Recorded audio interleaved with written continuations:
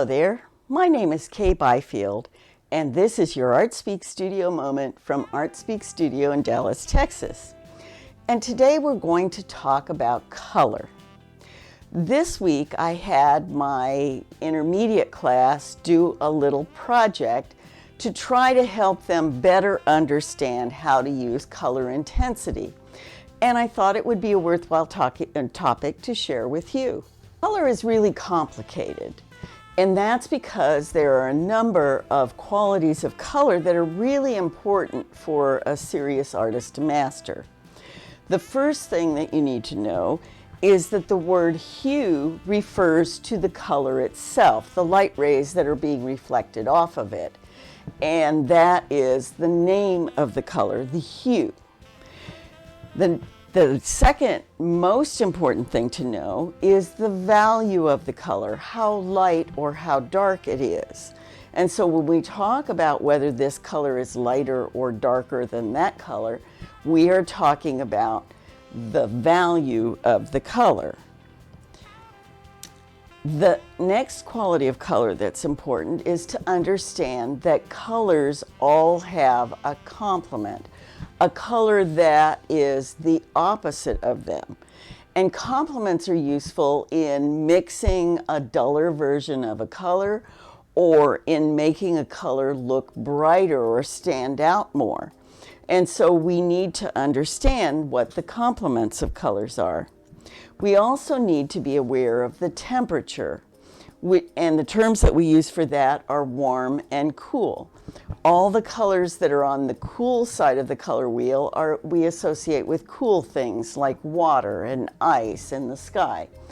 And things that are on the warm side of the color wheel are things that we associate with warm things, fire, the sun, and so forth. And the last quality, and the one I'm going to talk about today specifically, is intensity.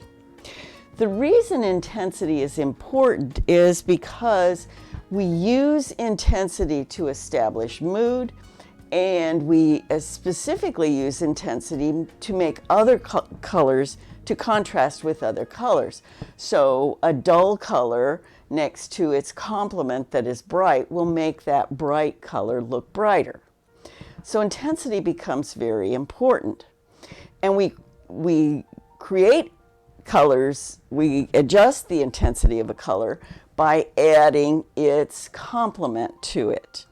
And so the project that I had for my students this week was to do an intensity color wheel and practice mixing duller colors. Okay, so here's the color wheel that I gave to my students to do. This color wheel has spaces for all of the primary, secondary, and tertiary colors, those colors that are in between the primaries and the secondaries. And the primary colors, of course, are red, yellow, and blue. The colors in between them are called the secondary colors, and they're made by mixing the two adjacent primary colors. So red and yellow makes orange, yellow and blue makes green, and blue and red makes violet. So those are the secondary colors. So each of the primary colors has a secondary color across from it, which is its complement. So the complement of red is green, the complement of yellow is violet, the complement of blue is orange. Sorry. Lost my focus for a second. Anyway, and so what I had the students do was to fill in the brightest, the most intense version of the hue on the outside of the color wheel. And then as they stepped closer to the middle, the color would get duller and duller. And let me show you what I mean. So we have red and green, those are complements. So if I mix the red with the green a little bit, I make a duller green. So my duller green would go right here. Now I'm not changing the value, the darkness of the color. This isn't a darker green, it's a duller green.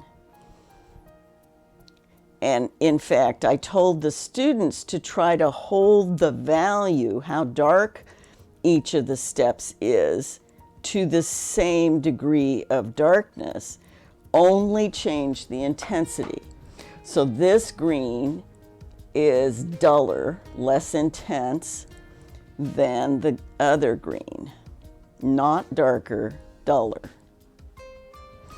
And the same is true with the red. I mixed a little green in with the red. I'm going to have to add a little bit more red there. Got something there. Mix a little bit of green with the red to make it duller. And that is duller, but not darker. Should be the same value, the same degree of darkness.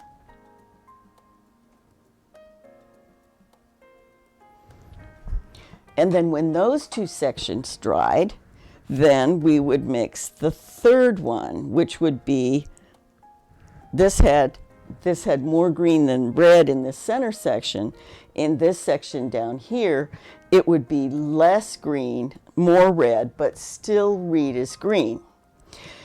If you want to know if the value stays the same, you squint at it, and all three sections should blend together and look like they're the same degree of darkness. When we squint, we see the lights and not the dark, so things will blend together if they're the same value.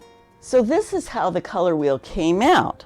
As you can see, the red is slightly duller in that center section. It's still red, but it's a duller red. And it gets quite dull here in the third section to the inside. On the green side, it's green. It's a duller green, not darker, and it's duller still here. And when we get to the center, we mix all the colors together and get a true neutral. Sometimes we call that neutral a brown or a black or a gray, but it's a true neutral, and it's not truly a color. So we have green, duller green, very dull green, but still green, not red, and so forth. So the orange is a duller orange, a duller orange. The blue is a duller blue and a duller blue. So the blues, the colors on the outside are bright. The colors in the center are dull, not dark, dull. So here's why we want to do this. If we have a bright color, say this yellow, you can see that the yellow shows up on the white paper. If we put purple or violet, which is the complement of yellow, next to it, it makes the yellow look brighter. But the yellow looks brightest when we dull the purple, and which means add some yellow to the purple. And then the yellow looks truly bright. Same yellow all the way across, but here it looks much brighter than it does over there, and certainly than it does against white paper. So knowing how to dull a color, make it less intense, is really important. Knowing how to put colors together so that you can make the greatest contrast in the areas where you want the contrast, the focal point, and tell the story that you're trying to tell, is a really important tool for artists. And that was why we did this exercise with my students. Even the ones who've been painting a long time told me that they felt like this was a valuable exercise, and that they will be more able to use these skills as they do their paintings.